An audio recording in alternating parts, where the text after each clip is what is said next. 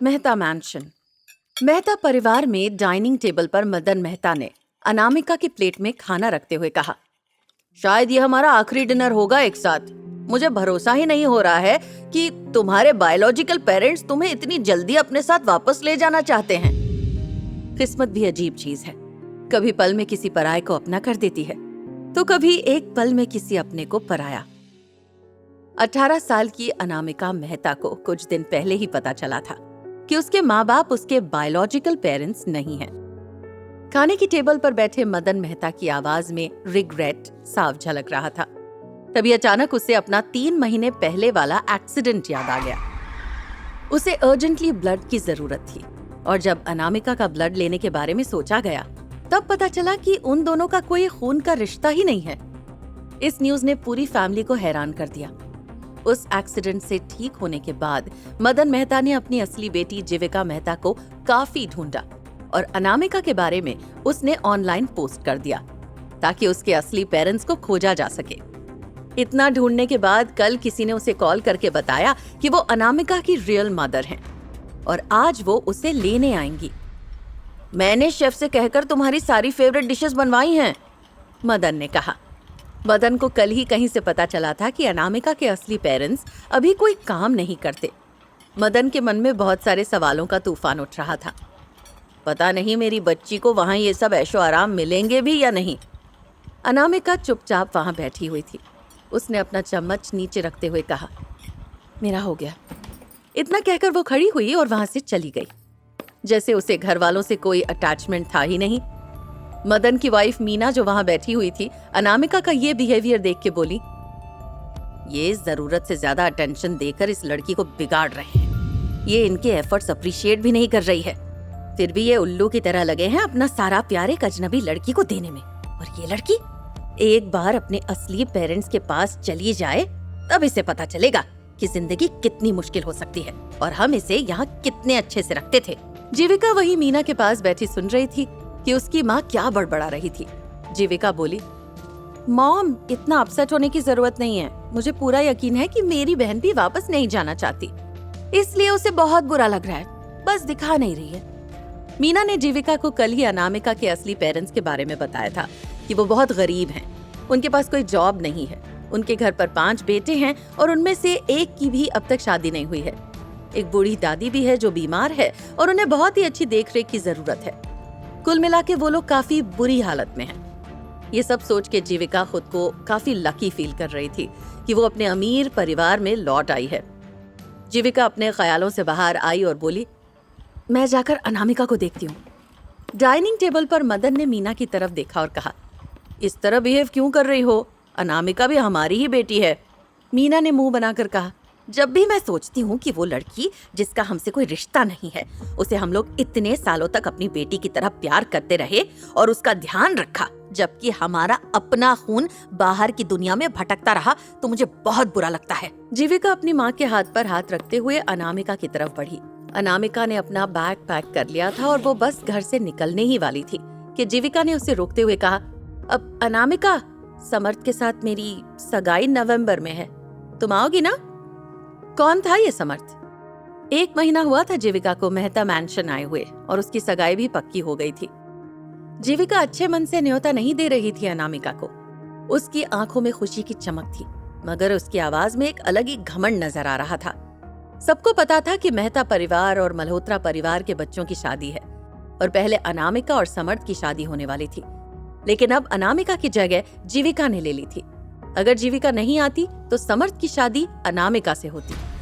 जीविका बोली, समर्थ बहुत अच्छा है, हम बस अभी कुछ दिन पहले ही मिले, लेकिन लगता है जैसे हम एक दूसरे को पहले से जानते हैं। वो हमेशा मुझसे अच्छे से बिहेव करता है। अगर मेरे पेरेंट्स ने मुझे ढूंढा नहीं होता तो तुम्हारी सगाई उससे होती। बहन, इसके लिए तुम मुझसे गुस्सा तो नहीं हो ना? अनामिका ने कोल्डली हंसकर कहा, थैंक्स टू यू। उस यूजलेस इंसान को वो मिल गया जो वो डिजर्व करता है। अनामिका का जवाब सुनकर जीविका बौखला गई और बोली, एक्सक्यूज मी, क्या? अनामिका बोली, मैं वैसे ही प्लान कर चुकी थी कि मैं उसे कचरे की तरह बाहर फेंक दूंगी, मगर मैंने उम्मीद नहीं की थी कि मेरे छोड़ते ही कोई और आ जाएगा उस कचरे को उठाने के लिए। जीविका को बहुत गुस्सा आ गया वो अपने दांत पीसते हुए बोली, तुम्हें तो मैं। जीविका अपना हाथ उठाने ही वाली थी, लेकिन जैसे उसने अपना हाथ उठाया उसने किसी को उनकी तरफ आते हुए देखा और वो एक डरे हुए मासूम खरगोश की तरह बन गई। मीना लिविंग रूम में आ गई थी और ये सीन देखते ही उसने गुस्से में चिल्लाते हुए कहा, अनामिका, तुम्हारी हिम्मत कैसे हुई अपनी बहन से इस तरह बात करने की? क्या तुम्हारा दिमाग खराब है? अनामिका ने हंसते हुए जवाब दिया, मुझे तो लगता है जिसका दिमाग खराब है वो आप हैं, और न सिर्फ आपका दिमाग खराब है बल्कि आप अंधी भी हैं। आपको शायद हॉस्पिटल जाकर अपनी आंखों का चेकअप करवाना चाहिए। तुम? मीना गुस्से में कांप रही थी। अनामिका, कैसी बातें कर रही हो तुम मॉम से? चलो ये सब छोड़ो, मैं अपना फेवरेट नेकलेस तुम्हें देना चाहती थी, तुम्हारा goodbye gift. After all हम बहनें हैं। अब जब हम अलग हो रहे हैं तो किससे पता कि हम दोनों एक दूसरे से फिर कभी मिलेंगे या नहीं। जीविका ने पुरानी बातें भूलने का नाटक किया और वो आगे चलकर अनामिका को पकड़ने वाली थी, लेकिन उसका हाथ अनामिका के बैकपैक पर लग गया और अगले ही सेकंड कुछ ऐसा हुआ जिसकी उम्मीद किसी को भी नहीं थी। एक रूबी का नेकलेस अनामिका के बैकपैक से गिरा। ये देखकर किसी को अपनी आंखों पर भरोसा नहीं हुआ। जीविका ने अपना मुंह कवर करके हैरान होने का नाटक करते हुए कहा, हाँ, ऐसा कैसे हो सकता है? जो रूबी का नेकलेस मैं तुम्हें गिफ्ट देना चाहती थी वो तुम्हारे बैग में क्या कर रहा है? ये देखकर अनामिका के चेहरे पर एक डेविल स्माइल आ गई। वो जीविका की ये चाल समझ चुकी थी। वो उस पर चोरी का इल्जाम लगाना चाहती थी। जीविका का नेकलेस तुम्हारे बैग में कैसे आया? मीना को एक पल के लिए अपनी आंखों पर भरोसा नहीं हुआ और अगले ही सेकंड उसने चिल्लाना शुरू कर दिया, मदन, आइए और देखिए अपनी लाडली के कारनामे। ये जीविका का नेकलेस चुरा के यहाँ से जा रही थी। मुझे भरोसा नहीं हो रहा कि इतने सालों तक हमने जिस बेटी को बड़ा किया वो एक चोर है। मदन दौड़ते हुए वहां आया और उसने हैरानी से पूछा, क्या हो रहा है? कुछ नहीं। जीविका ने जल्दी से सब कुछ सॉर्ट आउट करने का नाटक करते हुए कहा, वैसे भी मैं ये नेकलेस अपनी बहन को देने वाली थी। क्या फर्क पड़ता है मैंने पर्सनली इसे दिया या फिर इसने अपने आप ले लिया? एक ही बात है। एक बात कैसे हुई? इसने तुम्हारा नेकलेस तुम्हारी परमिशन के बिना लिया। इसे चोरी कहते हैं। मीना बहुत गुस्से में थी। अनामिका, तुम ऐसा कैसे कर सकती हो? घर के नौकर ये तमाशा देख के अनामिका के बारे में बातें करने लगे। उनकी बातें सुनकर जीविका अंदर ही अंदर बहुत खुश हो रही थी। यही तो वो चाहती थी, लेकिन उसने समझदार होने का नाटक करते हुए कहा, अब जो मेरा है वो मेरी बहन का भी है। इसे इस नेकलेस की ज्यादा जरूरत है। आसपास के लोगों को यही लग रहा था कि जीविका हर मामले में अनामिका से बेहतर है। मीना ने जीविका के हाथ से वो नेकलेस लिया और बोली, तुम बहुत भोली हो मेरी बच्ची। इसकी फैमिली बहुत गरीब है। ये नेकलेस वो बेच देंगे और बदले में पैसे ले लेंगे। इतना कहकर मीना ने घूरकर अनामिका को देखा और बोली, हमने तुम्हें बड़ा करने में अपना बेस्ट दिया है। ये नेकलेस जीविका का गिफ्ट था। इसे लेने के बारे में सोचना भी मत। मैं पुलिस को बुलाऊं इससे पहले निकल जाओ यहाँ से। मॉम, जीविका ने बीच में कूदते हुए कहा, अनामिका के पेरेंट्स के पास जॉब नहीं है और उसके 5 भाई और एक बूढ़ी दादी माँ है। इस नेकलेस को बेचकर इसे कुछ पैसे मिल जाएंगे। इसे मुझसे ज्यादा इसकी जरूरत है। जीविका ने मीना के हाथ से नेकलेस लिया और अनामिका के सामने रखा और बोली, मॉम, ये नेकलेस आपने मुझे दिया था, है ना? तो मुझे पूरा हक है ये डिसाइड करने का कि मुझे इसके साथ क्या करना है।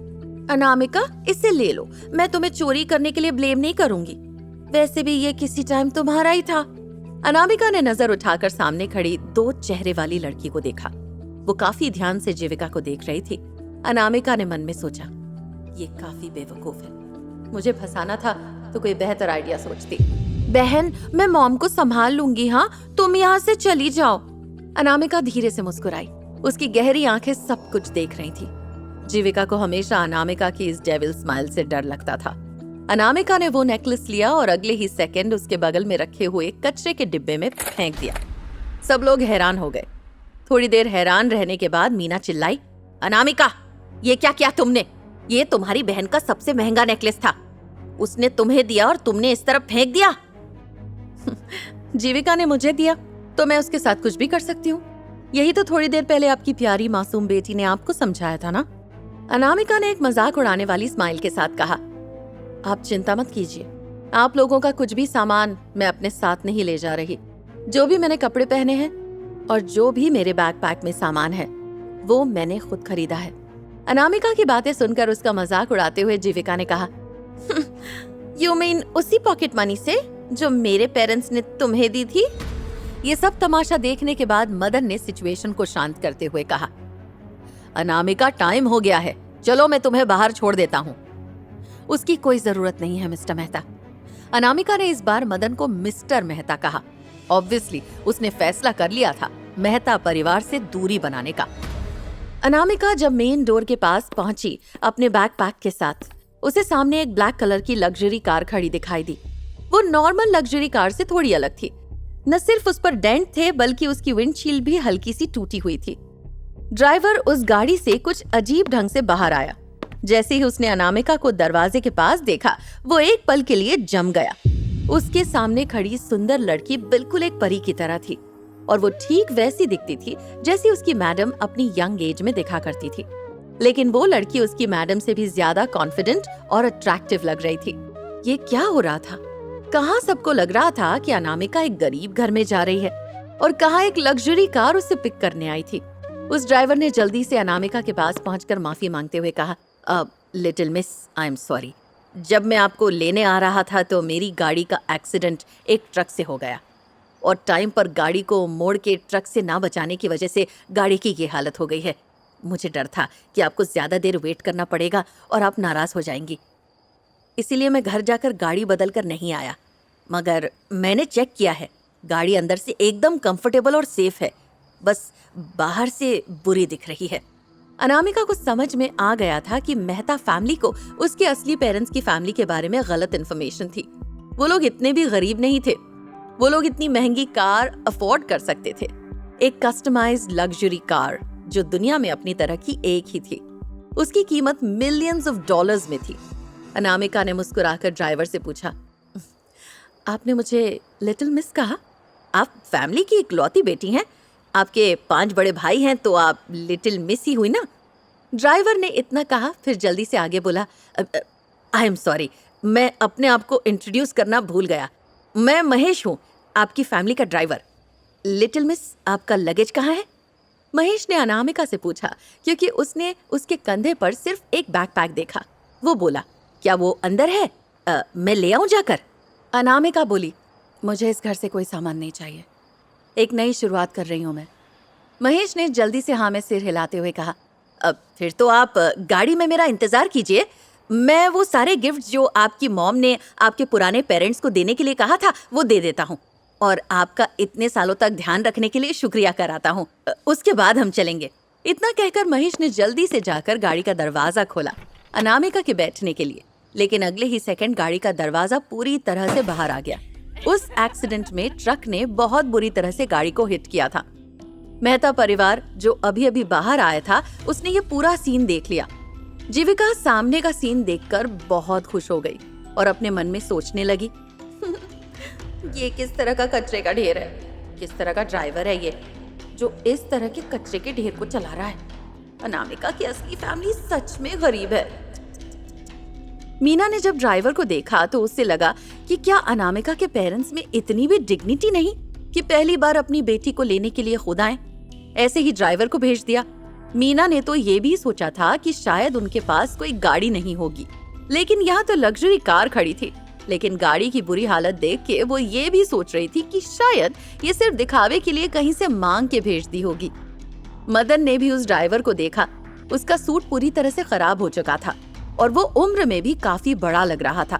मदन मन ही मन सोच रहा था, ये अनामिका का भाई तो नहीं हो सकता। क्या ये अनामिका का फादर है? शायद किसी भंगार वाले से इसने चलती फिरती गाड़ी ले ली ताकि शो ऑफ कर सके कि इसके पास भी गाड़ी है। एक्सीडेंट के बाद गाड़ी को चेक करने में महेश के कपड़े गंदे हो गए थे। जैसे ही उसने मेहता परिवार के लोगों को मैंशन से बाहर आते हुए देखा, उसने गाड़ी की डिक्की से गिफ्ट बॉक्स निकाले जो उसकी मैम ने मेहता परिवार के लिए दिए थे। लेकिन बदकिस्मती से उस एक्सीडेंट की वजह से कुछ गिफ्ट बॉक्स चपटे हो गए थे जो दिखने में बिल्कुल अच्छे नहीं लग रहे थे। ड्राइवर ने मदन के पास जाकर उन सभी गिफ्ट्स को उन्हें बहुत तमीज से देते हुए कहा, ये कुछ गिफ्ट्स हैं जो लिटिल मिस की माँ ने आप सबके लिए भेजे हैं, प्लीज आप इन्हें रख लीजिए। मदन ने बहुत तमीज से लिहाज से महेश से कहा। इन गिफ्ट्स की कोई जरूरत नहीं है, बस इतना ही काफी है कि आप हमारी अनामिका को उसके घर ले जाइए। वहां पर सब लोग इसका इंतजार कर रहे होंगे। मीना महेश को बिना एक नजर देखे अंदर जाने लगी। जीविका ने बॉक्सेस को देखा और अपनी सार्कास्टिक स्माइल को किसी तरह कंट्रोल करते हुए मीना के पीछे पीछे चली गई। वहां अब सिर्फ मदन ही खड़ा था और उसने थोड़ा सा हिचकिचाते हुए कहा, मैं ये गिफ्ट्स नहीं ले सकता, आप प्लीज इन्हें अपने मालिक को वापस दे दीजिए। महेश को समझ नहीं आ रहा था कि वो मदन से क्या कहे। वो समझ नहीं पा रहा था कि वो उसे कैसे बताए कि उन बॉक्सेस में कई शानदार विलास के पेपर्स थे, 2-3 बैंक के कार्ड्स थे जिनमें करोड़ों रुपए डिपॉजिट किए गए थे। कुछ ऐसी मेडिसिन्स भी थीं जिन्हें कहीं से नहीं खरीदा जा सकता था। अनामिका ड्राइवर महेश से बोली, चलिए अब घर चलते हैं। महेश अनामिका को लेकर मेहता मैंशन से निकल गया। अनामिका ने जाते वक्त एक बार मुड़ के भी उस घर को नहीं देखा जहां उसने अपनी अब तक की जिंदगी गुजारी थी। गाड़ी के अंदर बैठी हुई अनामिका को महेश ने रियर व्यू मिरर से देखा तो उसे अपनी मैडम यानी कि अनामिका की माँ की याद आ गई। महेश खुश था कि आज उनके घर की राजकुमारी वापस लौट रही थी। अनामिका ने महेश से पूछा, हमारा घर कहाँ है? तो महेश बोला, साउथ मुंबई। जहां अनामिका अपने नए घर की तरफ बढ़ रही थी, वहीं मेहता हाउस में मीना अपनी बेटी जीविका को समझा रही थी कि अब वो या उनके परिवार का कोई भी सदस्य अनामिका से कोई रिश्ता नहीं रखेगा। मीना जीविका को समझाते हुए बोली, जीवी, मैं तुझे बता रही हूँ, आज के बाद से तुम्हारा और अनामिका का कोई रिश्ता नहीं होना चाहिए। तुम आज से उसको अपनी बहन की तरह ट्रीट नहीं करोगी। तुम उसके नंबर को भी ब्लॉक कर दो। अगर वो कभी तुमसे पैसे लेने की कोशिश करे तो तुम बहाना बना देना कि तुम्हारे पास कोई पैसे नहीं है। मॉम, आपने नोटिस किया? उनकी गाड़ी में स्पेशल नंबर प्लेट थी, वीआईपी नंबर प्लेट। मीना ने जीविका की बात सुनने के बाद उससे हंसते हुए कहा, जीवी, तुझे पता है ना, किसी भी नंबर प्लेट पर स्पेशल नंबर अमीर लोगों को ही मिलता है। अनामिका का परिवार किसी गांव में रहता है, तुम्हें कोई गलतफहमी हुई होगी। उसकी टूटी फूटी गाड़ी में स्पेशल नंबर प्लेट कैसे हो सकता है बेटा? यहाँ मीना को लग रहा था कि अनामिका गांव जा रही है, लेकिन वो असल में साउथ मुंबई की तरफ बढ़ रही थी। अनामिका महेश से बोली, साउथ मुंबई तो बहुत ही रिच एरिया है, शहर के सारे बड़े लोग वहीं रहते हैं। महेश मुस्कुरा के बोला, लिटिल मिस, आप भी बहुत बड़ी हैं। अनामिका ये बात सुनकर मुस्कुरा दी और फिर महेश से बोली, क्या हम पहले सिटी हॉस्पिटल चल सकते हैं? सिटी हॉस्पिटल का नाम सुनते ही महेश परेशान हो गया और बोला, क्या हो गया मिस? क्या आपकी तबीयत ठीक नहीं है? अगर नहीं है तो मैं गाड़ी थोड़ी तेज चलाता हूँ। आपके घर पर मेडिकल स्टाफ भी अवेलेबल है 24 घंटे। अनामिका बोली, अरे नहीं नहीं, मेरी तबीयत एकदम ठीक है, लेकिन मेरी दादी, मेरा मतलब है मेहता परिवार की दादी माँ, वो वहाँ एडमिट हैं, मैं उनसे मिलना चाहती हूँ। पूरे मेहता परिवार में लक्ष्मी मेहता ऐसी इंसान थी जो कि अनामिका से सबसे ज्यादा प्यार करती थी। जब उन्हें ये पता चला कि अनामिका उनकी बायोलॉजिकल पोती नहीं है, तो उनसे ये खबर बर्दाश्त नहीं हुई और वो बीमार पड़ गई, जिसकी वजह से उन्हें हॉस्पिटल में एडमिट करना पड़ा। महेश ने उम्मीद नहीं की थी कि अनामिका इतनी अच्छी बच्ची होगी। उसने अनामिका की रिक्वेस्ट को मानते हुए गाड़ी हॉस्पिटल की तरफ ले ली। 10 मिनट बाद महेश ने अनामिका को हॉस्पिटल पहुंचा दिया। गाड़ी से उतरते समय अनामिका ने महेश से कहा, गाड़ी यहीं कहीं आसपास पार्क करके मेरा वेट करिएगा। जी जरूर, महेश ने जवाब दिया। सिटी हॉस्पिटल के रूम नंबर 301 में एक बूढ़ी औरत, जिनके सारे बाल सफेद हो गए थे, वो लेटी हुई थी। लंबी बीमारी के कारण उनका चेहरा मुरझा गया था और वजन भी बहुत घट गया था। वो बहुत पतली हो गई थी। जैसे ही अनामिका रूम में घुसी तो उसने देखा कि दादी सो रही थी। अनामिका दबे पांव आकर अपनी दादी के पास बैठ गई। उनकी आंखें बंद थीं और चेहरा एक्सप्रेशनलेस। उनके रिंकल्स और चेहरे की उदासी बता रही थी कि हॉस्पिटल में कितनी नाखुश थी वो। अनामिका को बार बार ये सोच के बहुत बुरा लग रहा था कि मेरी एनर्जेटिक दादी, जो हमेशा खुश होकर जीती थी, उनकी हालत ऐसी कैसे हो गई। अनामिका ने धीरे से अपनी दादी का हाथ पकड़ा और उसे सहलाने लगी। फिर एकदम से अनामिका की आंख से निकला एक आंसू उसकी दादी के हाथ पर गिरा। अब उसकी दादी की पलकें थोड़ी सी हिली। अनामिका को अपनी दादी के साथ बिताए पिछले 18 सालों का हर पल याद आ रहा था। अनामिका धीरे से बोली, अब दादी, आपको याद है ना कि आज मेरा जन्मदिन है? तभी रूम का दरवाजा खुला और एक यंग डॉक्टर अंदर आ गया। अनामिका उस डॉक्टर को पहचानती थी। वो था डॉक्टर राघव। वो डॉक्टर अनामिका को देखकर बोला, अनु, तुम एकदम सही टाइम पर आई हो, मुझे तुमसे कुछ बात करनी है। अनामिका ने डॉक्टर को देखा तो वो उससे बोला, तुम जानते हो ना, हम अपनी तरफ से इन्हें बेस्ट हार्ट डिसीज ट्रीटमेंट दे रहे हैं, पर क्योंकि दवाइयाँ ज़्यादा असर नहीं कर रही, हमने इनकी हालत को बेहतर करने के लिए दवाई का डोज बढ़ा दिया है। डॉक्टर की ये बात सुनकर अनामिका की आंखें नम हो गईं।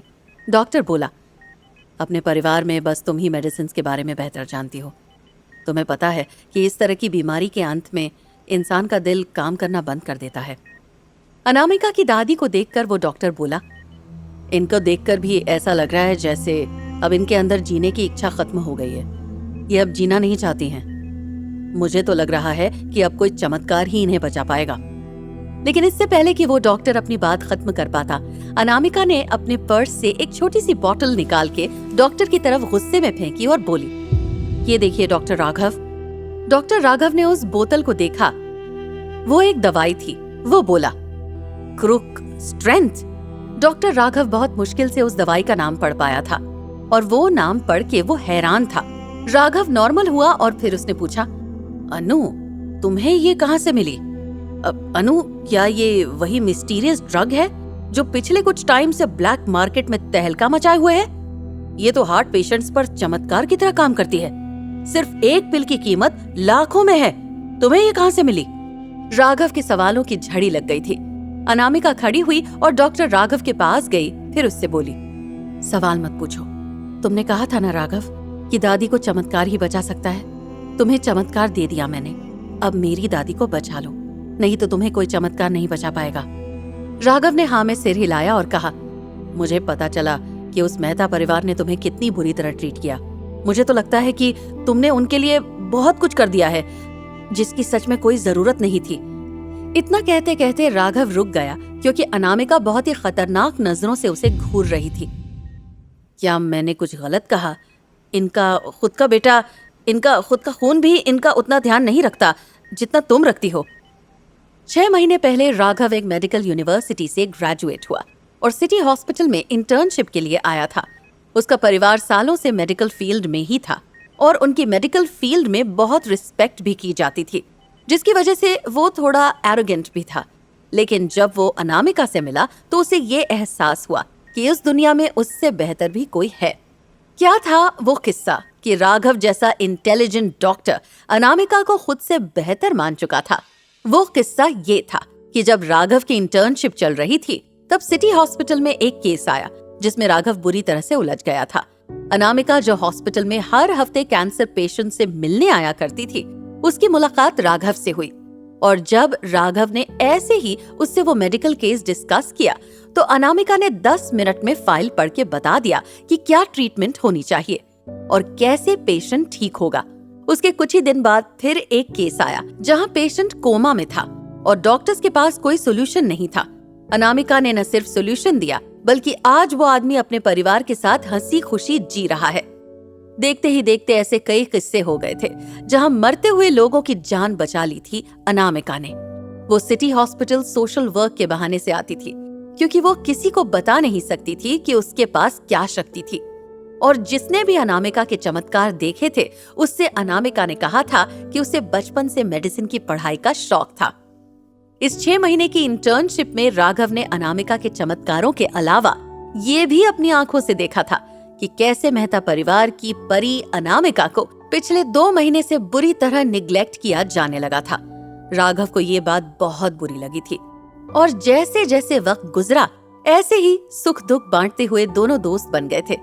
जब लक्ष्मी जी का केस आया तब भी राघव अनामिका को देख के शॉक था कि कैसे एक औरत जो मौत की कगार पर थी, अनामिका उसे मौत के मुंह से खींच कर ले आई है।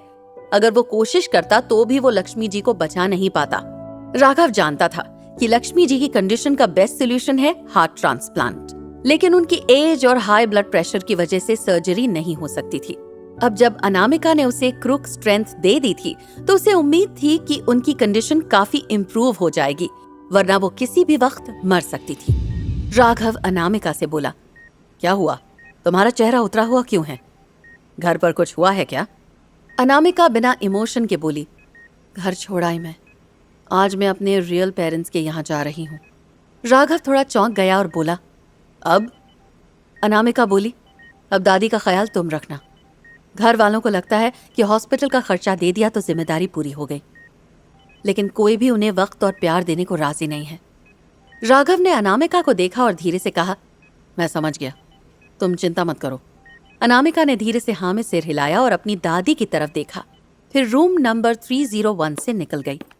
वहीं दूसरी तरफ हॉस्पिटल में खलबली मच गई थी। हॉस्पिटल में डॉक्टर्स और नर्सेज भाग रहे थे। वहां कॉरिडोर में खड़े लोग एक दूसरे से पूछ रहे थे, क्या हो रहा है? डॉक्टर्स का एक ग्रुप जो बहुत तेजी से हॉस्पिटल के रूम नंबर 306 की तरफ बढ़ रहा था, वो डिस्कस कर रहा था, देवेंद्र जी की कंडीशन अचानक से बहुत सीरियस हो गई है। पर कैसे? वो कई दिनों से अपनी दवाइयां लेने से मना कर रहे थे और फोर्स कर रहे थे कि उनका पोता आएगा तभी वो दवाइयां लेंगे, और आज उनकी हालत बिगड़ गई। जब अनामिका ने ये बात सुनी तो उसके कान खड़े हो गए। डॉक्टर्स को रूम नंबर 306 की तरफ भागते हुए देखकर अनामिका भी वहां चली गई और उसने देखा कि एक 70-75 साल का बूढ़ा इंसान बेड पर लेटा हुआ है और उसकी हालत बिल्कुल ठीक नहीं लग रही है। अनामिका डॉक्टर्स के साइड में जाकर खड़ी हो गई और उनकी बातें सुनने लगी। एक डॉक्टर बोला, इन्होंने जानबूझकर अपनी दवाइयां बंद कर दी हैं। समझ ही नहीं आ रहा कि अब हमें क्या करना चाहिए। दूसरा डॉक्टर बोला, क्या अब इनकी फैमिली को बता दें? इनकी फैमिली मेंबर्स रास्ते में हैं। हमें उनके आने का इंतजार करना होगा और उन्हें डिसाइड करने देना होगा कि ऑपरेशन करना है या फिर नहीं। अनामिका जो वहीं साइड में खड़ी थी वो खुद से बोली, जब तक इनकी फैमिली यहाँ आएगी तब तक सिचुएशन इतनी खराब हो चुकी होगी कि इन्हें बचाया नहीं जा सकेगा। अनामिका की ये बात उन डॉक्टर्स ने सुन ली और तब उनकी नजर लैब कोट पहने हुए 18 साल की अनामिका पर पड़ी। अनामिका बिल्कुल शांत चेहरे के साथ उन सबको देखे जा रही थी। एक सीनियर डॉक्टर जो अनामिका को नहीं जानते थे वो उससे बोले, छोटी बच्ची, तुम्हें मेडिसिन के बारे में क्या पता है? देवेंद्र सिंघानिया की हालत बहुत सीरियस है। अगर हम श्योर होते तो हम अभी इन्हें बचा लेते, लेकिन सर्जरी की रिस्पॉन्सिबिलिटी एक फैमिली मेंबर ही ले सकता है। अनामिका ने एक आईब्रो उठाकर उन्हें देखा और पूछा, रोमैटिक हार्ट डिजीज, क्या ये इतनी सीरियस बात है? तुम इन्हें देखकर बता सकती हो कि इन्हें कौन सी डिसीज है? सीनियर डॉक्टर ने कहा। वो हैरान हो गए और एक फीमेल डॉक्टर जो उम्र में थोड़ी बड़ी थी वो भी हैरान हो गई और उन्होंने पूछा, क्या इस बच्ची को हमारे फील्ड की नॉलेज है? अब जब तुम्हें पता है कि रूमैटिक हार्ट डिसीज है तो तुम्हें यह भी पता होगा कि ये किस तरह की डिसीज है। इसमें एक हार्ट ट्रांसप्लांट सर्जरी की जरूरत होती है और ये इनकी पहली सर्जरी नहीं है, सीनियर डॉक्टर ने एक्सप्लेन किया। अनामिका ने अपना सिर उठाकर उन्हें देखा और बोली, इनको कई सारी सर्जरीज की जरूरत पड़ सकती है। मेरा मतलब ये है कि आप लोगों ने इनका इलाज करने के लिए एंटीबायोटिक का इस्तेमाल नहीं किया, जिसकी वजह से इन्फेक्शन हो गया है। उसकी बातें सुनकर सारे डॉक्टर्स हैरान हो गए। इसे ये सब कैसे पता? तुम लोग क्या एक छोटी बच्ची की बातें सुन रहे हो? और कितना वक्त लगेगा पेशेंट की फैमिली को यहाँ आने में? एक उम्र दराज डॉक्टर ने कहा। उनका नाम विजय था। वो सीनियर हार्ट स्पेशलिस्ट थे।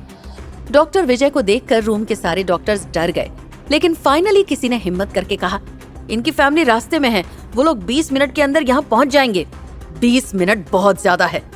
डॉक्टर विजय अपने दिमाग में ही कैलकुलेट कर चुके थे और वो ये जानते थे कि देवेंद्र जी 20 मिनट तक और बर्दाश्त नहीं कर पाएंगे। डॉक्टर विजय देवेंद्र जी की हिस्ट्री जानते थे। देवेंद्र जी ने अमेरिका और अलग अलग कई देशों में कई सारी रिप्लेसमेंट सर्जरीज करवाई थी, लेकिन उसके तुरंत बाद उन्हें इन्फेक्शन या फिर वॉल्व लीक हो जाते थे, जिसकी वजह से उन्हें एक और रिप्लेसमेंट सर्जरी करवानी पड़ी थी। इस बार भी उनके साथ यही हुआ था। सर्जरी के बाद जैसे ही वो इंडिया लौटे, उनके घाव में इन्फेक्शन हो गया और वॉल्व फिर से लीक करने लगा, जिसकी वजह से आगे के प्रोसीजर के लिए वो अब्रॉड नहीं जा सके। इसलिए उन्हें इसी शहर के सबसे अच्छे हॉस्पिटल में इमरजेंसी ट्रीटमेंट के लिए भर्ती कराया गया। सिटी हॉस्पिटल के डॉक्टर्स का कार्डियक सर्जरी में काफी नाम था पूरे देश में और डॉक्टर विजय की सर्जरी स्किल काफी अच्छी थी। उन्होंने इस बार भी देवेंद्र जी का ऑपरेशन किया था, लेकिन ऑपरेशन के ठीक बाद ही देवेंद्र जी को फिर से इन्फेक्शन हो गया और फिर उन्हें एक और सर्जरी की जरूरत थी। अब उनकी कंडीशन बहुत खराब हो चुकी थी। भले ही ट्रीटमेंट के बाद उनके सिम्टम्स कंट्रोल में थे, लेकिन इस वक्त उनके जो सिम्टम्स थे वो हार्ट फेलियर के सिम्टम्स लग रहे थे और कुछ रीसेंट एग्जामिनेशन से डॉक्टर विजय को ये भी पता चला था कि देवेंद्र जी की हालत बहुत क्रिटिकल थी। अगली सर्जरी के सक्सेस होने के चांसेस 10% से भी कम थे। इसलिए वो लोग इस वक्त उनकी फैमिली के आने का इंतजार करने के अलावा और कुछ नहीं कर सकते थे। वहां खड़े एक डॉक्टर बोले, जब तक इनकी फैमिली का कोई मेंबर कंसेंट फॉर्म पे साइन नहीं करता, हम ये सर्जरी नहीं कर सकते। अगर बाय चांस वो पेशेंट को बचा नहीं पाए तो सारा ब्लेम हॉस्पिटल और यहाँ के मेडिकल स्टाफ पे आ जाएगा, और जो देवांश सिंघानिया का गुस्सा होगा वो अलग। ये बात एक यंग फीमेल डॉक्टर ने कही थी। ये थी तान्या, जो कि हॉस्पिटल में बहुत ही टैलेंटेड और ब्रिलियंट मानी जाती थी। अनामिका इन सब बातों पर ध्यान दिए बिना एकदम से बोली, लेकिन आप लोग डॉक्टर्स हैं, आपका काम है जिम्मेदारी लेना। देवेंद्र जी की करंट कंडीशन को देखकर आप जानते हैं कि हम उनकी फैमिली के आने का इंतजार नहीं कर सकते। अगर इसी वक्त कोई एक्शन नहीं लिया गया तो ठीक 10 मिनट में वो सांस लेना बंद कर देंगे। तानिया, जो एक यंग फिजिशियन थी, वो बोली, मैं फिर से आपको समझाना चाह रही हूँ, अगर हमने बिना अथॉरिटी के सर्जरी शुरू की और कुछ गलत हो गया तो मिस्टर सिंघानिया हमें जान से मार देंगे। पता है ना आपको कि कौन है वो आदमी, कैसे पूरा शहर उसके नाम से कांपता है। तो प्लीज थोड़ा रुक जाइए। मेरे हिसाब से हमें इन्हें एक इंजेक्शन देके स्टेबल करने की कोशिश करनी चाहिए। सीनियर डॉक्टर ने तानिया की बात के बारे में कुछ पल सोचा और कहा, ठीक है, इंजेक्शन ले आओ। Nurse, please get the injection. वो नर्स दवाई लेने जाने वाली थी कि ठीक उसी वक्त दरवाजे पर खड़ी अनामिका एकदम से चिल्ला पड़ी और बोली, अगर आप लोगों ने उन्हें ये इंजेक्शन इस वक्त दिया तो ये पक्का मर जाएंगे। तानिया अनामिका की बातें सुन के पहले ही चिड़ी हुई थी। वो बोली, आपको कुछ ज्यादा ही पता है, आप जाइए यहाँ से। तानिया की बात अनामिका को बिल्कुल अच्छी नहीं लगी और उसने धीरे से बोला, बेकार डॉक्टर, और ये कहकर वो वहां से जाने लगी। तानिया ने वो बेकार डॉक्टर वाला कमेंट सुन लिया था और ये बात सुन के उसे बहुत गुस्सा आ गया था। तानिया, देखो, एक छोटी लड़की के साथ लड़ाई शुरू मत करो। देवेंद्र जी की कंडीशन इस वक्त ज्यादा इंपॉर्टेंट है। एक दूसरे डॉक्टर ने तानिया को शांत करते हुए कहा, उसने मुझे बेकार कहा। तानिया बहुत गुस्से से अनामिका की तरफ देख रही थी। तानिया सिटी हॉस्पिटल से डॉक्टर्स के ग्रुप में सबसे ज्यादा यंग और टैलेंटेड फिजिशियन थी और उसने अपने छोटे से करियर में बहुत सारे अवार्ड्स जीते थे और उसकी हमेशा तारीफ होती रहती थी। लेकिन आज अस्पताल में ये छोटी सी लड़की उसकी मेडिकल स्किल पर सवाल उठा रही थी। तानिया का गुस्से से खून जल रहा था। वहां खड़ी अनामिका बोली, इस टाइम सर्जरी ही एक ऑप्शन है।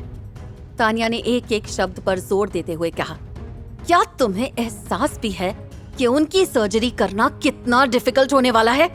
ये देवेंद्र जी की चौथी हार्ट सर्जरी है। इनकी कोई भी हार्ट मसल्स ऐसी नहीं बची हैं जिसे ऑपरेट ना किया गया हो। कोई भी ऐसा हॉस्पिटल नहीं है या फिर कोई भी ऐसा डॉक्टर नहीं है जो इनकी 5वीं बार सर्जरी करने के लिए तैयार हो जाए। वहां खड़े एक मेल डॉक्टर ने सबको शांत करते हुए अनामिका से कहा, इस पेशेंट की ये कंडीशन आज से पहले मेडिकल हिस्ट्री में कभी नहीं देखी गई है। तुम ये कह सकती हो कि ये एक रेयर कंडीशन है। तानिया ने इस बात पर और जोर देते हुए कहा, क्या तुम्हें एहसास भी है कि उनकी सर्जरी करना कितना डिफिकल्ट होने वाला है? हमने कई सारे जाने माने हार्ट सर्जन्स को कंसल्ट किया, कंट्री के अंदर और कंट्री के बाहर भी, लेकिन किसी के पास भी इसका इलाज नहीं है। अनामिका ने एक आईब्रो उठाते हुए कहा, इसलिए क्योंकि तुम बेकार हो। तानिया चिढ़ के बोली, तो तुम्हें क्या लगता है कि तुम उन्हें बचा सकती हो? अनामिका ने पीछे लेटे हुए इंसान को देखा और बहुत ही कॉन्फिडेंस से बोली, तुम लोग मेरी सर्जरी की फीस अफोर्ड नहीं कर पाओगे। तानिया को ये बात काफी फनी लग रही थी। वो बोली, ये जो लेटे हैं ना, कोई आम इंसान नहीं है। कितना भी पैसा हो, इनके लिए कोई बड़ी बात नहीं है। और अगर तुम इनकी जान बचा लोगी तो मैं तुम्हारे सामने घुटनों के बल बैठकर माफी मांगूंगी और तुम्हें भगवान कहूंगी। अनामिका ने उसकी बातों को सीरियसली नहीं लिया। तानिया अनामिका का एटीट्यूड देख के बोली, क्या तुमने अपना हाई स्कूल भी खत्म किया है? क्या तुम्हें पता है कि हार्ट होता कहाँ है? सर्जरी एक चाकू लेकर इधर उधर कट लगाने को नहीं कहते। मुझे नहीं पता कि तुम कहाँ से हो। अभी माफी मांगो और निकल जाओ यहाँ से, और मैं भी इस बात को भूल जाऊंगी और सोचूंगी कि ऐसा कुछ कभी हुआ ही नहीं था। अनामिका ने तानिया के वर्क बैज को देखा और काफी सख्त एक्सप्रेशन के साथ कहा, तुम कार्डियोलॉजी में एसोसिएट फिजिशियन हो और तुम्हें ये भी नहीं पता कि आर्टिफिशियल वाल्व रिप्लेसमेंट सर्जरी कैसे परफॉर्म करते हैं, और तुम ये चाहती हो कि मैं तुमसे माफी मांगू। तुम्हें एक डॉक्टर कहना ही डॉक्टर शब्द की बेइज्जती है। क्या तुम लोगों ने सुना कि इस शैतान लड़की ने क्या कहा? तानिया गुस्से में अपने दांत पीस रही थी। तभी एक दूसरी फीमेल डॉक्टर ने अपने आप से कहा, उसे एक्चुअली पता है कि आर्टिफिशियल वॉल्व रिप्लेसमेंट सर्जरी क्या होती है।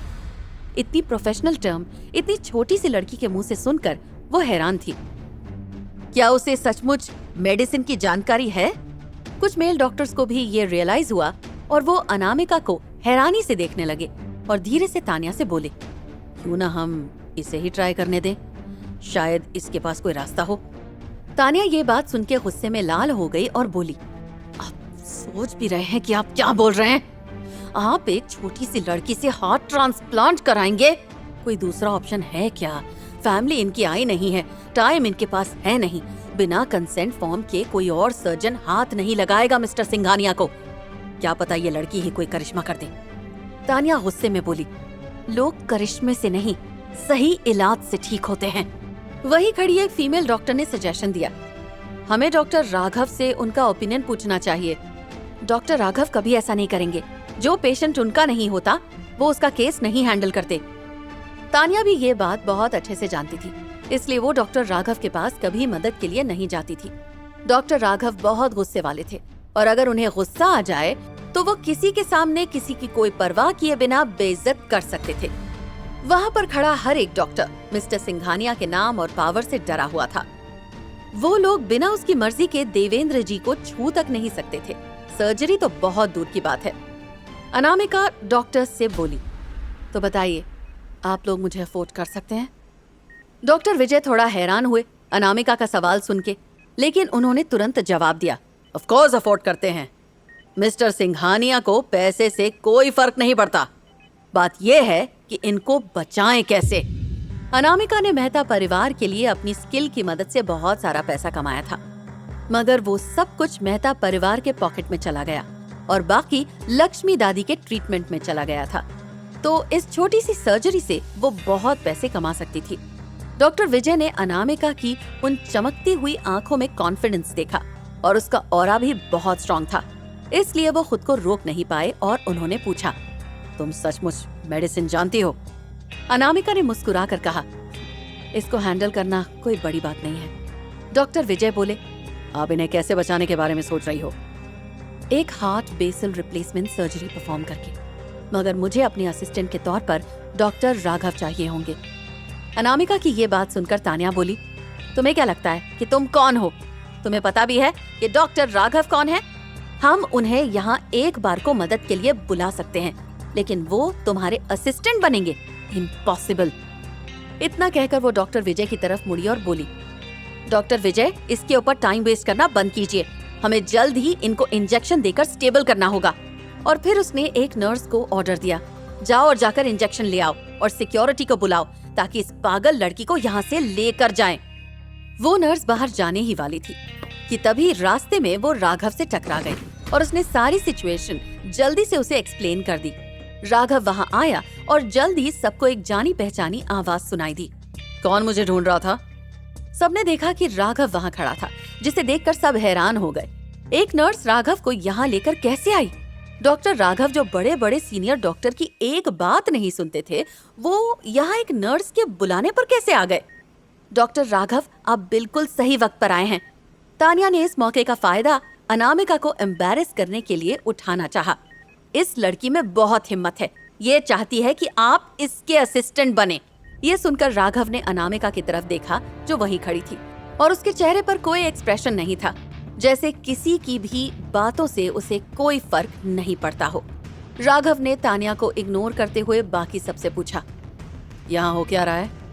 लेकिन बाकी लोग कुछ बोलते उससे पहले ही तानिया ने जल्दी जल्दी सिचुएशन एक्सप्लेन करना शुरू कर दिया और जानबूझकर वो हल्का हल्का मुस्कुरा रही थी। और आखिर में उसने अपने बाल कान के पीछे किए और अपनी खूबसूरत अदा दिखाते हुए राघव को अपनी तरफ अट्रैक्ट करने की कोशिश करते हुए वो बोली, मैंने आज से पहले ऐसा केस कभी नहीं देखा, ना इस देश में और ना ही अब्रॉड में।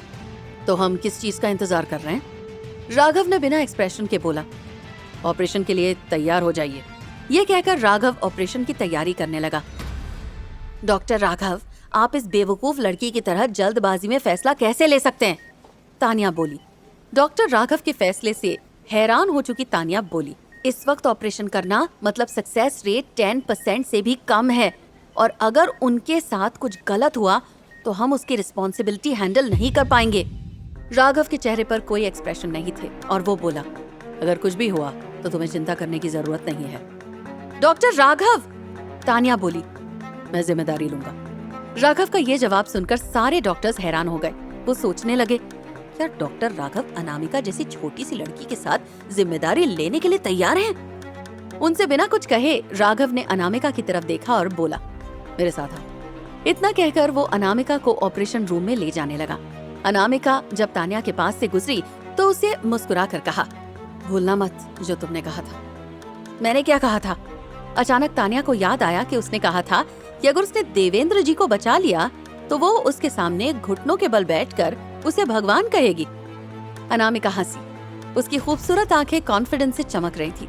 वो बोली, तुम मुझे भगवान कहोगी, मगर मुझे तुम जैसा भक्त नहीं चाहिए, लेकिन तुम घुटने पर बैठना मत भूलना। इतना कहकर अनामिका राघव के साथ चली गई।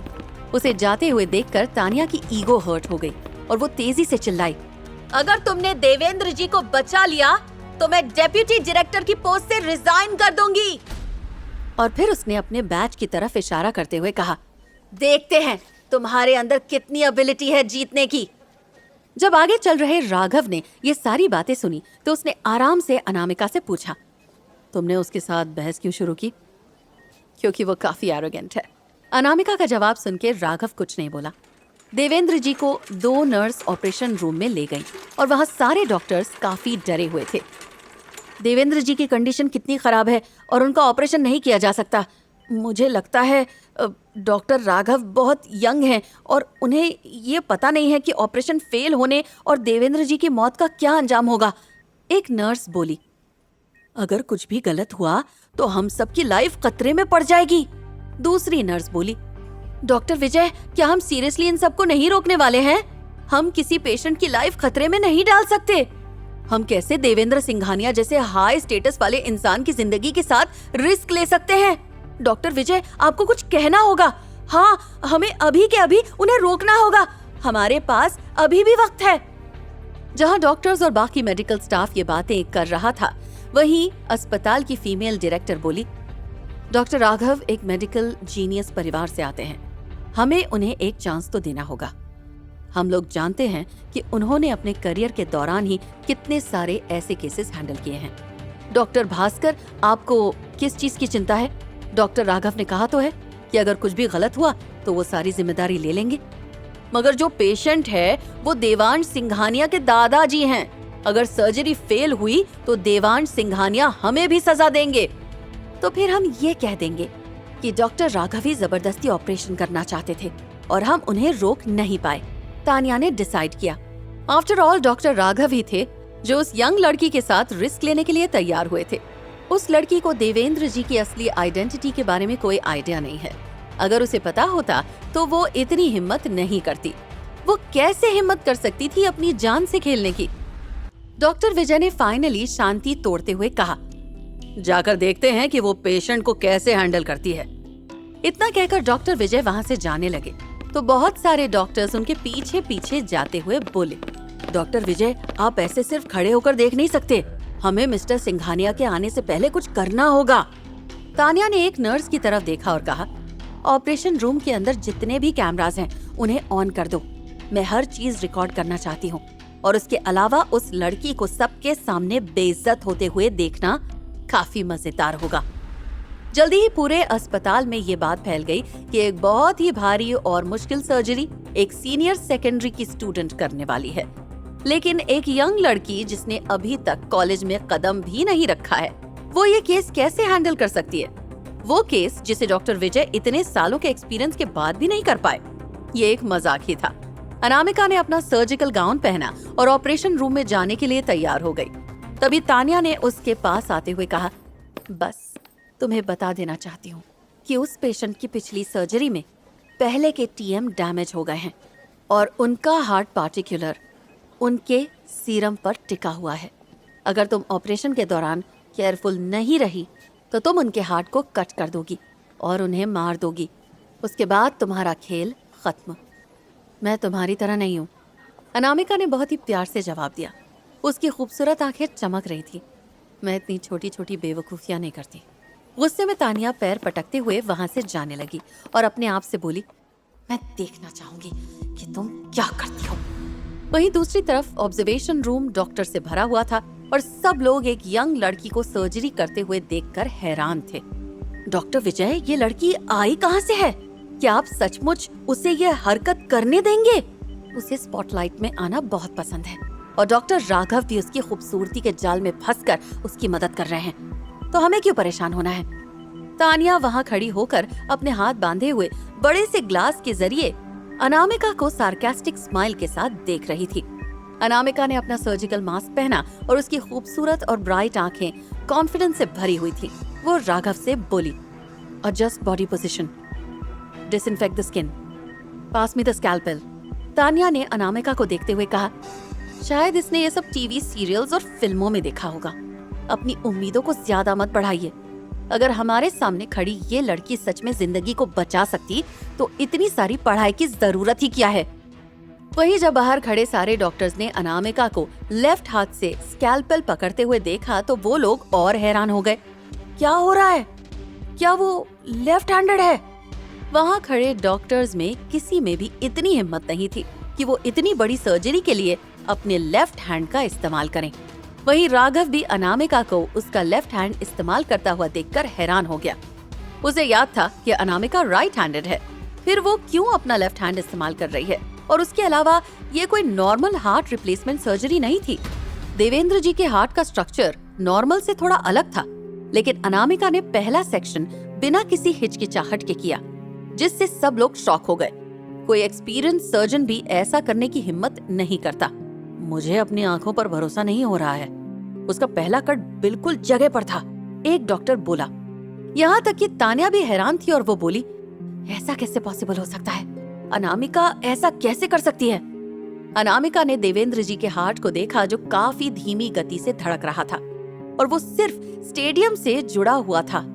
राघव ने सिचुएशन की गंभीरता को देखा तो उसे भी कहीं ना कहीं लगने लगा कि अनामिका को नहीं पता होगा कि आगे क्या करना है।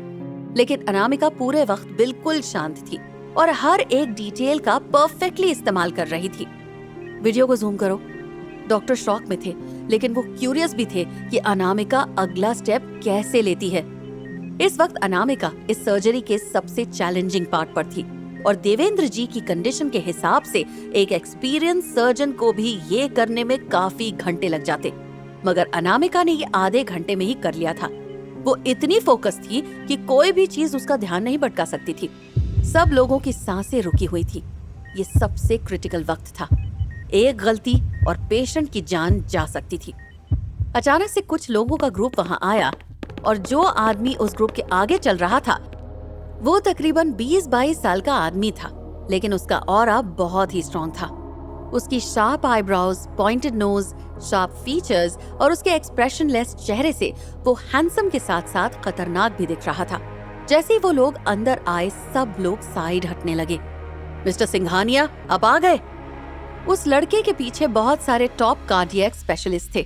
सब समझ गए कि सिर्फ देवांश सिंघानिया इतने कम टाइम में इतने बड़े बड़े डॉक्टर्स की टीम को एक साथ ला सकते थे। देवेंद्र जी की कंडीशन बहुत सीरियस है। हम उनके हार्ट रेट को कंट्रोल नहीं कर पा रहे थे और उनका हार्ट फेलियर होने वाला था। डॉक्टर विजय आगे आए और उन्होंने काफी रिस्पेक्टफुली कहा, आज के एग्जामिनेशन से पता चला कि देवेंद्र जी का पल्मोनरी वाल्व में इन्फेक्शन काफी बढ़ गया है और पैरेलल लाइन ऑफ हार्ट में लीकेज हो रहा है। वो लड़की कौन है? देवांश की ठंडी और शार्प नजर अनामिका के ऊपर गई। अनामिका ने मास्क पहना हुआ था जिसमें से उसकी सिर्फ ब्राइट आंखें दिखाई दे रही थी, लेकिन कोई भी उसे देखकर बता सकता था कि वो मुश्किल से 18-19 साल की होगी। वो डॉक्टर विजय का दिल बहुत तेजी से धड़क रहा था। अगर उन्होंने इस वक्त कुछ गलत बोला होता तो वो कल का सूरज नहीं देख पाते। लेकिन वहीं देवांश का असिस्टेंट ऋषि खुद को रोक नहीं पाया और उसने गुस्से में कहा, आप लोगों की हिम्मत कैसे हुई हॉस्पिटल में इतने यंग डॉक्टर को हायर करने की? क्या उसने अभी अभी अपना MBBS कंप्लीट किया है? मैंने रास्ते में सुना कि कोई senior secondary student big boss की सर्जरी करना चाहती थी। क्या ये वही लड़की है? क्या सिटी हॉस्पिटल पूरी तरह से बर्बाद होना चाहता है? मुझे लगता है यहाँ खड़े हर एक डॉक्टर और हर एक इंसान का दिमाग खराब हो गया है। ऋषि, ऐसी बात नहीं है। डॉक्टर विजय इतना डरे हुए थे कि उनके पैर कांप रहे थे और एक्सप्लेनेशन देने के लिए उनके मुंह से एक शब्द भी नहीं निकल रहा था। ऑब्जर्वेशन रूम में खड़ा हर एक डॉक्टर पैनिक कर रहा था और उन्हें नहीं पता था कि आगे क्या करना है। भले ही तानिया बहुत ज्यादा डरी हुई थी, लेकिन फिर भी उसने अपनी हिम्मत इकट्ठा की और बोली, ये डॉक्टर राघव का डिसीजन था। अगर कुछ भी गलत हुआ तो उन्होंने कहा है कि सब उनकी जिम्मेदारी होगी। जिम्मेदारी कैसे लेने वाले हैं तुम सबकी जान देकर? ऋषि की बातें सुनते ही तानिया का चेहरा पीला पड़ गया और उसके मुंह से एक भी शब्द नहीं निकला। सर, हम हमारे हार्ट स्पेशलिस्ट को अभी बिग बॉस के पास भेजते हैं और मैं अभी अंदर जाकर वो जो नकली सर्जन है, उसका असिस्टेंट है, उसको हैंडल कर लेता हूँ और यहाँ से कोई भी बचकर नहीं जाएगा। ऋषि ने सबको गुस्से से देखते हुए कहा, इन सबको समझना होगा कि सिंघानिया परिवार से पंगा लेने का अंजाम क्या होता है। उनकी हिम्मत कैसे हुई एक 19 साल की लड़की को उनके बिग बॉस का ऑपरेशन करने देने की? क्या इनका दिमाग खराब हो गया था? ऋषि गुस्से में बोले जा रहा था जब ठीक उसी वक्त देवांश के पीछे खड़े स्पेशलिस्ट ने हैरानी से कहा, उसने एक्चुअली में सारे ऑडियोसिस को सेपरेट कर दिया है। उसने एक भी ब्लड वेसल को नहीं छुए किया है और हार्ट टिश्यू अभी भी इंटैक्ट है और वो अपने लेफ्ट हैंड का इस्तेमाल करके ऑपरेशन कर रही है। ये लड़की तो जीनियस है। मैंने ऐसा सर्जरी का स्टाइल पहले कभी नहीं देखा है। वो ऐसा कैसे कर सकती है? वो सर्जरी काफी डिफिकल्ट थी, लेकिन अनामिका को देखकर ऐसा लग रहा था जैसे वो पार्क में वॉक करने आई हो। डॉक्टर विजय, ये है कौन? अनामिका को हैरानी से देख रहा वो हार्ट स्पेशलिस्ट जिसे देवांश लेकर आया था, डॉक्टर विजय से बोला। इससे पहले डॉक्टर विजय जवाब देते, डॉक्टर क्रिस ने टूटी फूटी हिंदी भाषा में डॉक्टर विजय से फिर पूछा, क्या ये इस अस्पताल की नई डॉक्टर है? क्या मुझे उससे बात करने का मौका मिल सकता है? न सिर्फ ऋषि बल्कि रूम में खड़ा हर एक इंसान हैरान था। उस 19-20 साल की लड़की की ऑपरेशन तकनीक की तारीफ इतने बड़े बड़े हार्ट सर्जन्स कर रहे थे। इसका मतलब वो बिल्कुल सही थी। जो अनामिका कर रही थी उन चीजों को अचीव करना एक्सपेक्टेशन के बाहर था। एक्सपीरियंस स्पेशलिस्ट डॉक्टर्स भी ऐसा कुछ नहीं कर सकते थे। लेकिन देवांश का चेहरा अभी भी इमोशनलेस था। यहाँ तानिया बहुत गुस्से में थी, तो जब उससे और बर्दाश्त नहीं हुआ तो वो फिर से बोली, भले ही उसने हार्ट वेसल के और हार्ट टिश्यू को डैमेज नहीं किया है, लेकिन देवेंद्र जी पहले भी कई सर्जरी से गुजर चुके हैं, इसलिए एक आर्टिफिशियल हार्ट वाल्व को होल्ड करना काफी मुश्किल होगा। यही सबसे बड़ा कारण था जिसकी वजह से कोई भी डॉक्टर ऑपरेशन करने से हिचकिचा रहे थे। तानिया, डॉक्टर विजय ने दांत पीसते हुए गुस्से में कहा, लेकिन उनकी बात को इग्नोर करते हुए तानिया आगे बोली, मैं बस सबको ये बता देना चाहती हूँ कि मिस्टर सिंघानिया को कई इन्फेक्शंस हैं और एडेमा की टिश्यू भी क्रिटिकल है, इसीलिए सर्जरी काफी डिफिकल्ट है। लेकिन मिस्टर सिंघानिया के हार्ट को फिर से फंक्शन करना और रिकवर कराना काफी मुश्किल होने वाला है और उन्हें काफी कॉम्प्लिकेशंस भी आएंगे। तानिया की आर्ग्यूमेंट करने वाली नेचर के बारे में डॉक्टर विजय जानते थे, इसीलिए वो जल्दी से देवांश से बोले, अब सर वो यंग फीमेल डॉक्टर काफी स्किल्ड है, मुझे भरोसा है कि वो सिचुएशन हैंडल कर लेगी और उसके अलावा डॉक्टर राघव उसे असिस्ट कर रहे हैं। डॉक्टर राघव को भी काफी एक्सपीरियंस है, उनके ग्रैंडफादर विश्वनाथ मलिक हैं, वो डॉक्टर जिनका देश और विदेश में बहुत नाम है। विश्वनाथ मलिक? देवांश फाइनली समझ गया जो मेल असिस्टेंट अंदर उसे दिखाई दे रहा है वो विश्वनाथ मलिक का इकलौता पोता राघव है। विश्वनाथ जी को भी देवांश ने बाकी सारे डॉक्टर्स के साथ इनवाइट किया था, मगर ट्रैफिक जैम की वजह से वो टाइम पर नहीं पहुंच पाए। देवांश के इमोशनलेस चेहरे को देखते हुए डॉक्टर विजय बेचैन होने लगे, क्योंकि उन्हें समझ नहीं आ रहा था कि वो क्या सोच रहा है। जल्दी अनामिका ने अपनी एक्स्ट्रा ऑर्डिनरी मेडिकल स्किल्स की मदद से सारे डॉक्टर्स को हैरान कर दिया और सर्जरी खत्म हो गई। देवेंद्र जी सच में जिंदा थे और बिल्कुल सेफ थे। राघव को ये तो आइडिया था कि अनामिका एक मेडिकल जीनियस है, लेकिन इस तरह की सर्जरी करना ये तो एक अलग ही लेवल की ब्रिलियंस थी। उसने जितना इमेजिन किया था उससे कहीं ज्यादा इनक्रेडिबल थी अनामिका। अनु, क्या तुम सच में इंसान भी हो या नहीं? अंदर खड़ा राघव शॉक में था। उसने जितना इमेजिन किया था उससे भी ज्यादा इनक्रेडिबल थी अनामिका। राघव किसी भी वक्त सर्जरी को अपने हाथों में लेने के लिए या फिर सारा दोष अपने ऊपर लेने के लिए तैयार था, लेकिन अब उसकी कोई जरूरत नहीं पड़ने वाली थी। सर्जरी कंप्लीट करके अनामिका ने बाकी नर्सेस से कहा, पेशेंट को बाहर निकालो और आईसीयू में शिफ्ट करने की तैयारी करो। जैसे ही अनामिका ऑपरेशन थिएटर से बाहर आई, उसका तालियों की गड़गड़ाहट की आवाज के साथ स्वागत हुआ। सारे डॉक्टर्स एक साथ इकट्ठा होकर उसे कंग्रेचुलेट करते हुए तालियां बजा रहे थे। अनामिका ने मुस्कुराकर सबके अप्रिसिएशन को एक्सेप्ट किया, लेकिन वहीं खड़ी तानिया की ये सब देख के जलन के मारे जान सूखने लगी थी। सब लोग यहाँ से हट जाइए, पेशेंट को आराम की जरूरत है। ऑपरेशन सक्सेसफुल था mister Singhania, he is out of danger. Doctor Raghav की ये बात सुन के हॉस्पिटल के पूरे फ्लोर पर खुशी की एक लहर दौड़ गई। वो सारे डॉक्टर्स राघव का ऑर्डर सुनते ही वहां से चले गए। अब वहां पर देवांश और उसका पीए ऋषि और देवांश का वो हार्ट स्पेशलिस्ट था, और साथ ही डॉक्टर विजय और बाकी कुछ डॉक्टर्स जो पहले देवेंद्र जी का ऑपरेशन करने वाले थे, वो सब भी वहां खड़े हुए आगे का डिस्कस कर रहे थे। मैं देवेंद्र जी को आईसीयू में लेकर जाता हूँ, और तुम भी थक गई होगी तो तुम्हारे लिए कुछ खाने को लेकर आता हूँ। राघव ने अनामिका की तरफ देखते हुए कहा तो अनामिका ने हाँ में सिर हिला दिया। अनामिका ने अपने मुंह से मास्क निकाल लिया तो उसका मेस्मराइजिंग खूबसूरत चेहरा सबके सामने आ गया। काफी देर से शांत खड़े देवांश की नजरों ने भी जब अनामिका के चेहरे को पहली बार देखा तो मानो जैसे उसका दिल ही पहली बार धड़का हो। वो बगैर पल के झपकाए अनामिका के चेहरे में ही कहीं खो गया। अनामिका ने पूछा, यहाँ फैमिली मेंबर कौन है मिस्टर सिंघानिया के?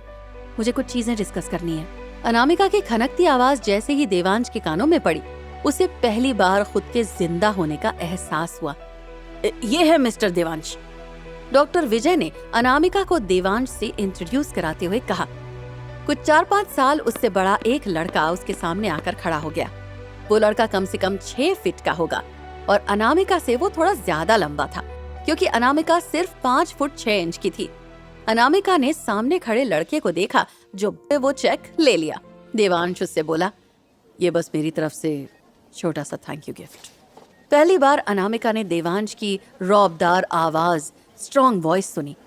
पल भर के लिए वो देवांश की आवाज और आंखों में खो गई, पर फिर वो खुद को संभालते हुए बोली, ठीक है, अगर ये छोटा सा थैंक यू है तो मैं इसे रख लेती हूँ। अनामिका ने मुस्कुराकर देवांश से कहा और ऋषि के हाथ से वो चेक ले लिया। एंड मिस्टर, कल तक वेंटिलेटर भी हट जाएगा। अनामिका ने देवांश की तरफ देखते हुए कहा। देवांश और अनामिका की ये मुलाकात आगे किस रिश्ते को जन्म देगी? क्या होगा जब मेहता परिवार को अपनी जीनियस अनामिका की हकीकत का पता चलेगा?